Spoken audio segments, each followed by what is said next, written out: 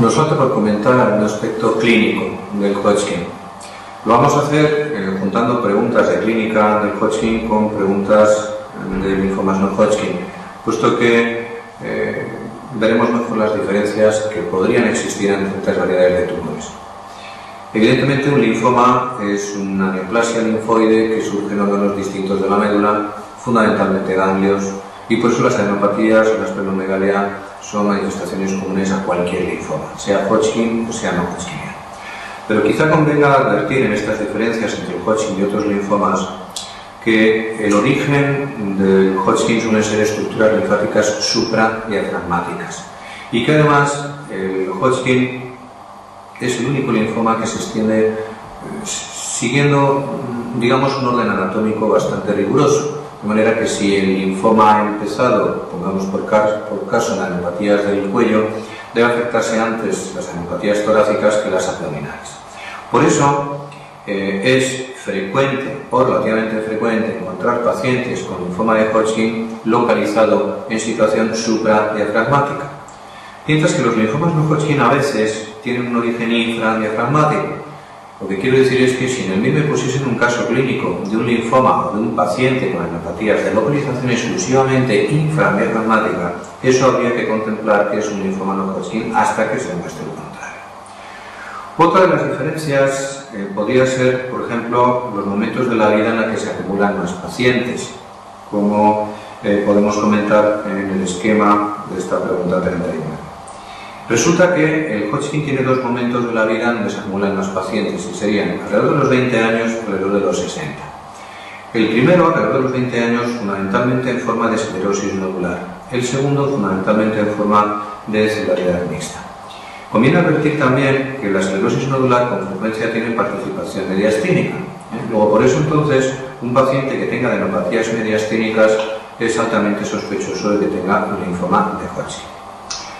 Por otra parte, que los linfomas no Hodgkin se clasifican en indolentes y en agresivos ya lo hemos visto, y la razón es que la capacidad proliferativa de esas células tumorales es baja en los indolentes y es muy alta en los agresivos. Eso hace que el crecimiento de las adenopatías sea más lento en los indolentes y más rápido en los agresivos. Un caso clínico que empiece a contar adenopatías de rápido crecimiento nos hace fijar la atención en que eso va a ser un linfoma agresivo ya de entrada. Si seguimos comparando, un linfoma indolente tarda en dar manifestaciones porque no altera la salud del paciente de forma inicial las más de las veces. Por eso entonces los pacientes pueden reconocerse en fase asintomática. Son pacientes que tienen adenopatías, a veces ya generalizadas, pero están asintomáticos. En los linfomas agresivos es raro porque los síntomas producen una alteración bastante rápida del estado general. Conjugando estas dos premisas, un paciente que tenga un tumor indolente, si tarda en dar síntomas y tarda en dar signos, obviamente más de las veces al diagnóstico se encuentra ya en fases de diseminación. Tanto como un 70-80% de pacientes con linfomas no Hodgkin están en fase extendida hasta los 3 o 4 en el momento del diagnóstico. Mientras que los linfomas agresivos se distribuyen de una manera más homogénea, tanto localizados como extendidos. Otra comparación sería la respuesta a la quimioterapia en ambas neoplasias. Como en parte la respuesta a la quimioterapia depende del número de células que se encuentren en división, en mitosis, en un momento dado, en los indolentes la respuesta paradójicamente es menor que en los agresivos. Eso lleva al comentario de que mientras los linfomas indolentes extendidos habitualmente no son curables, los linfomas indolentes pueden ser curables, los linfomas agresivos pueden ser curables incluso cuando están ya extendidos. Luego es una diferencia que hay que conocer y que en las preguntas 92 y 93 podemos encontrar que mucho de lo que hemos comentado está en las respuestas de ellas. Me refiero que en la pregunta 92, que se refiere a linfomas de alta agresividad, lo que no es, por lógica, propio, debe ser, por exclusión, la respuesta 2. La respuesta 1 es cierta porque la mayoría ya sabemos que son de células B. La respuesta 3 lo es porque la base del tratamiento de los linfomas es la poliinmunoterapia. La respuesta 4 porque ya advertimos en el esquema celular que las neoplasias más frecuentes son las de células grandes. y que tienen corta supervivencia sin tratamiento, pues es obvio porque el tumor es agresivo. Luego, indirectamente, la respuesta falsa tiene que ser la 2. Y conociendo ya el dato directo de que los linfomas agresivos con cierta frecuencia infiltran el sistema nervioso, se entiende a su vez que el estudio de extensión sí deba incluir al menos en ciertos pacientes función normal. En la 93, que habla de linfomas indolentes, se nos recuerda que los linfomas indolentes son poco frecuentes en la infancia, con los linfomas indolentes aumentando la incidencia con la edad. Que es frecuente en la afección retroperitoneal, hemos dicho que a veces incluso el nacimiento es en estructuras linfáticas infradiafragmáticas, pero lo que falla es la respuesta 3, porque hemos dicho que en fases avanzadas son tumores que ya no van a ser curables. Si miramos respuestas que han ido quedando, de preguntas que han ido quedando sueltas, vamos a fijarnos, por ejemplo, en la pregunta 89.